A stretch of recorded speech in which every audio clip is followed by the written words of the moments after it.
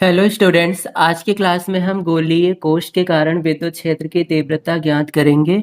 तो आइए स्टार्ट करते हैं। मान लेते हैं हमारे पास r त्रिज्या का एक गोला है। तो हम सबसे पहले एक गोला बना लेते हैं। ये एक गोला है। इस गोले की त्रिज्या हम मान लेते हैं स्मॉल r। अब ये जो गोला है ये चालक है। चालक गोलीय कोश के कारण हम विद्युत क्षेत्र की तीव्रता निकालने वाले हैं। तो ये हमारे पास है चालक गोला। चालक गोले की विशेषता क्या होती है? जब भी हम इसे कोई आवेश देंगे तो आवेश इसकी बाह्य सतह पर जाके इकट्ठे हो जाएंगे। आवेश हमेशा बाहर वाली सतह पर ही रहेंगे, अंदर वाली सतह पर नहीं रहेंगे। तो ये r त्रिज्या का एक समान रूप से आवेशित गोलीय चालक। अब हमें इस गोले के कारण इसके बाहर, सतह पर और अंदर तीन जगह विद्युत क्षेत्र निकालना है। तो सबसे पहले हम बाह्य क्षेत्र में निकालेंगे।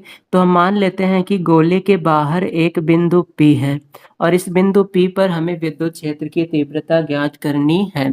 तो इसके लिए इस बिंदु P से होता हुआ एक हम सममित गोलीय गॉसियन सरफेस की कल्पना करेंगे। तो यहाँ पर हम बना रहे हैं एक गॉसियन सतह। तो ये है हमारा गॉसियन पृष्ठ।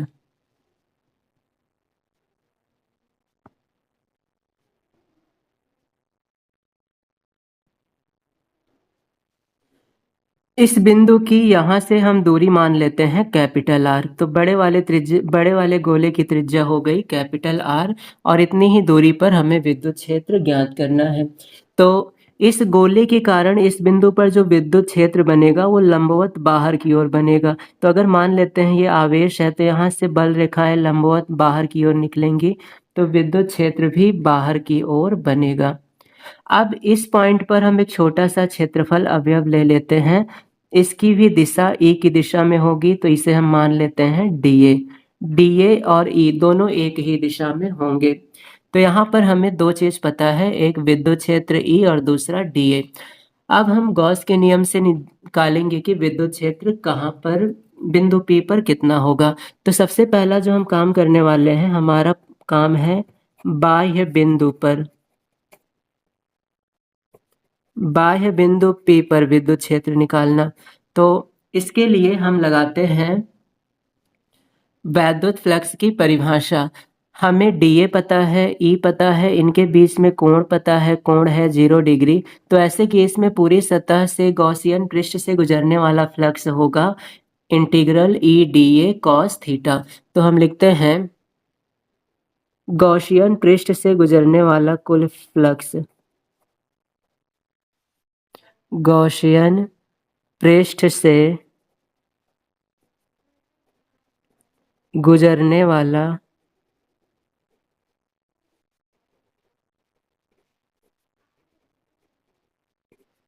कुल विद्युत फ्लक्स। तो फाई बराबर हो जाएगा integral E dot D A. E D A के बीच कोण 0 डिग्री है, तो इसे हम लिख सकते हैं surface integral E D A cos 0 degree.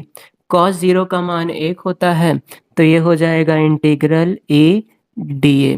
अब हमें ई और डी ए का समाकलन करना है। तो यहाँ पर हम देखेंगे ई कांस्टेंट है, तो इसे बाहर कर लेंगे। अगर गोले की सतह पर फिक्स आवेश है, निश्चित आवेश है, तो फिर विद्युत क्षेत्र का मान नहीं बदलेगा। विद्युत क्षेत्र का मान तब बदलेगा जब हम इस गोले के आवेश को बदलें। यहाँ अभी गोले पर Q आवेश है, तो ये Q ही रहेगा, बदलने वाला नहीं है। तो इस केस में ये निश्चित रहेगा और हम डीए का कर देंगे समाकलन। डीए का समाकलन करेंगे तो डीए इसकी सतह पर एक छोटा सा भाग है। समाकलन करने पर हमें पूरे गोले का सतह मिलेगा और ये गोला है बाहर वाला। तो गोले का संपूर्ण पृष्ठ होता है 4 पाई आर स्क्वायर। तो ऐसे केस में इसका समाकलन हो जाएगा डीए का 4 पाई कैपिटल आर स्क्वायर। ये हमें मिल गया है फ्लक्स का मान।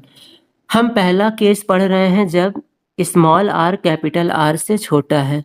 तो यहाँ पर कैपिटल आर बड़ा है स्मॉल आर से। अब हम गॉस का नियम अप्लाई करेंगे। तो देखते हैं गॉस के नियम से।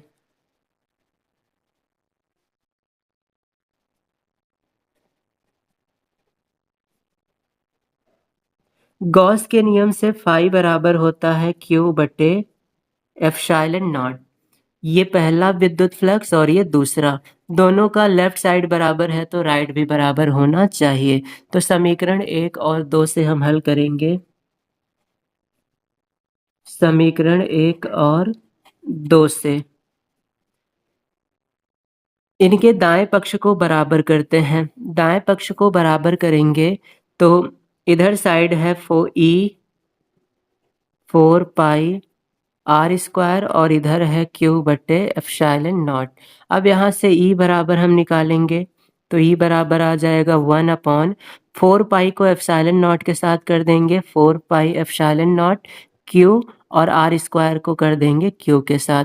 तो हो गया E बराबर 1/4 पाई एप्सिलॉन नॉट क्यू बटे r स्क्वायर। ये फॉर्मूला बिल्कुल विद्युत क्षेत्र की तीव्रता का है जो हमने r दूरी के लिए पढ़ा था। अर्थात गोले के बाहर ये गोला बिंदु आवेश की तरह व्यवहार करेगा। यहाँ पर हम आवेश घनत्व लगा सकते हैं। हमारा जो आवेश है वो गोले की सतह पर है, गोले के पृष्ठ पर फैला है। गोले के पृष्ठ पर फैला है तो अभी हम पृष्ठ आवेश घनत्व लगाएंगे। तो यहाँ पर हम लिखेंगे पृष्ठ आवेश घनत्व से पृष्ठ आवेश घनत्व होता है सिग्मा बराबर क्यू बटे ए, आवेश बटे क्षेत्रफल। यहाँ पर आवेश क्यू है लेकिन क्षेत्रफल हम छोटे गोले का लेंगे क्योंकि आवेश अभी इस छोटे गोले पर है जिसकी त्रिज्या स्मॉल r है। तो इसका एरिया हम लिखेंगे 4 पाई r स्क्वायर। अब हम यहाँ से Q का मान निकाल सकते हैं। सिग्मा बराबर है Q बटे 4 पाई r स्क्वायर, तो Q बराबर हो जाएगा सिग्मा 4 पाई r स्क्वायर। ये 4 पाई r स्क्वायर आ जाएगा सिग्मा के साथ। अब इस Q का मान इस समीकरण में हम रख देंगे, समीकरण 3 में।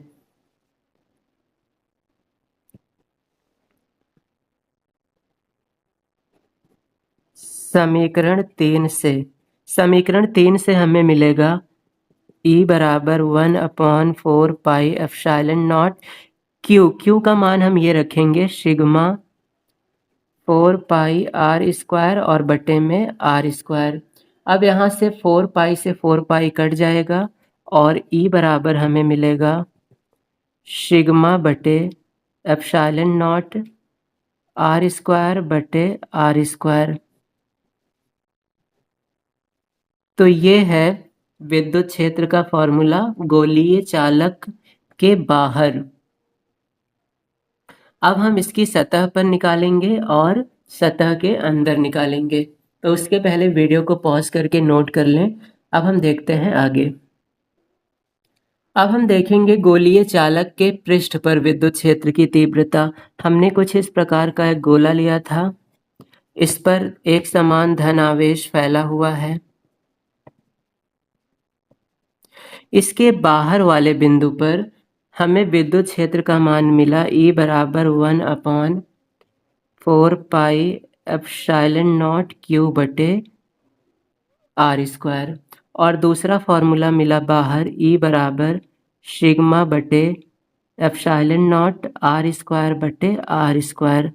तो बाहर हमें ये फॉर्मूला मिला है विद्युत क्षेत्र का।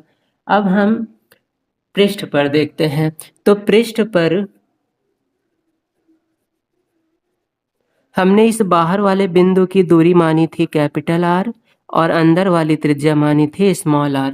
लेकिन अब हम सतह पर ही निकालना चाहते हैं विद्युत क्षेत्र, तो ये बिंदु अब सतह पर होगा तो स्मॉल r और कैपिटल R दोनों दूरियां बराबर होंगी। तो पृष्ठ पर स्मॉल r बराबर होगा कैपिटल R के। अब जो फॉर्मूला हमने निकाला है E बराबर 1/4 पाई एप्सिलॉन नॉट क्यू बटे r स्क्वायर। इस r स्क्वायर में अब कैपिटल R के स्थान पर हम स्मॉल r कर देंगे, तो ये हो जाएगा 1/4 पाई एप्सिलॉन नॉट क्यू बटे r स्क्वायर। तो कैपिटल आर और स्मॉल आर बराबर थे तो हमने कैपिटल आर को चेंज कर दिया स्मॉल आर से। दूसरा केस, दूसरा जो हमें फॉर्मूला मिला है वो ई बराबर है सिग्मा बटे एप्सिलॉन नॉट आर स्क्वायर बटे आर स्क्वायर। अब हमारे केस में आर स्क्वायर और आर स्क्वायर बराबर होंगे तो इससे ये कट जाएगा और ई बराबर आएगा सिग्मा बटे एप्सिलॉन नॉट।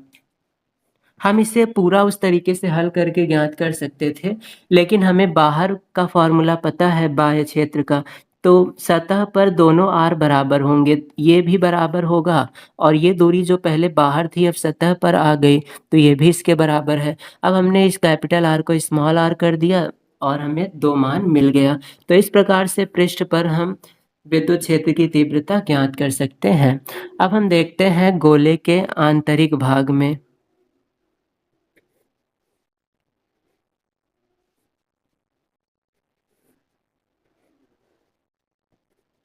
थर्ड है गोले के अंदर। गोले के अंदर क्या होगा, अब ये जो कैपिटल आर है ये स्मॉल आर से छोटा हो जाएगा। इसका हम चित्र बनाते हैं। मान लेते हैं ये गोले की त्रिज्या है, अब हमारा बिंदु P यहाँ पर है तो अब कैपिटल आर ये हो जाएगा। तो अब ये कैपिटल आर स्मॉल आर की तुलना में छोटा हो गया है। तो गोले के अंदर कैपिटल आर छोटा होगा स्मॉल आर बड़ा होगा।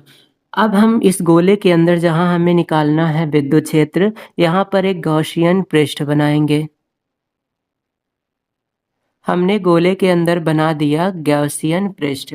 अब इस पृष्ठ से गुजरने वाला फ्लक्स निकालेंगे। तो इस गोले के अंदर जो हमने अंदर एक गॉसियन पृष्ठ बनाया है, इस पृष्ठ के अंदर कोई भी आवेश नहीं है, इसके अंदर आवेश जीरो है। आवेश जीरो है तो फिर कोई फ्लक्स नहीं बनेगा, क्योंकि आवेश नहीं रहेगा तो फिर विद्युत बल रेखाएं नहीं होंगी और बल रेखाएं नहीं होंगी तो फ्लक्स भी नहीं होगा। तो अब हम लिखते हैं गोले के अंदर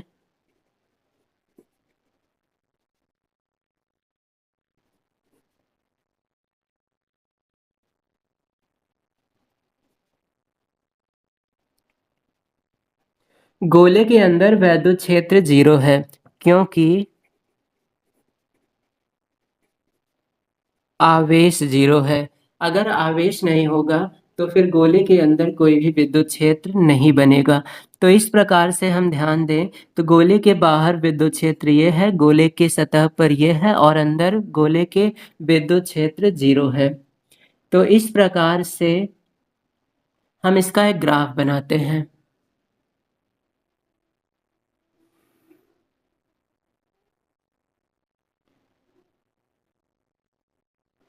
ये हमारा x अक्ष है और ये है y अक्ष। इस y अक्ष पर हम इस गोले को लाके रख देते हैं। तो ये हमने इस गोले को लाके यहाँ पे रख दिया। इस गोले पर एक समान धनावेश है।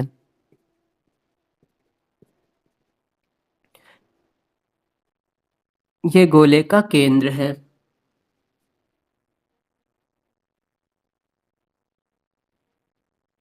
हमने गोले की त्रिज्या मानी है स्मॉल आर, तो ये गोले की त्रिज्या है स्मॉल आर, तो यहाँ तक की दूरी जो होगी ये स्मॉल आर होगी। ये है स्मॉल आर। अब इसके हम आगे जाएंगे तो ये दूरी कैपिटल आर में बदल जाएगी। अब हमें ध्यान देना है कि ये गोले की सतह है, गोले की सतह के अंदर विद्युत क्षेत्र नहीं है, तो इसके पहले हमें कोई भी विद्युत क्षेत्र नहीं दिखाना है, क्योंकि इसके पहले जैसे हम आएंगे हम गोले के अंदर पहुंच जाएंगे और गोले के अंदर विद्युत क्षेत्र जीरो था।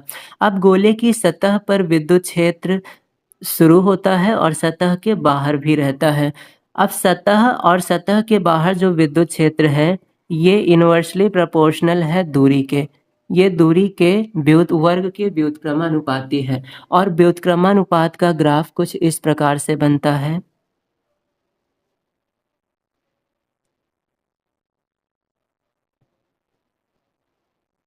तो ये ग्राफ है चालक गोलीय कोश की विद्युत क्षेत्र की तीव्रता का। सतह पर एक निश्चित मान है विद्युत क्षेत्र का और उसके बाहर कैपिटल आर के व्युत्क्रमानुपाती है।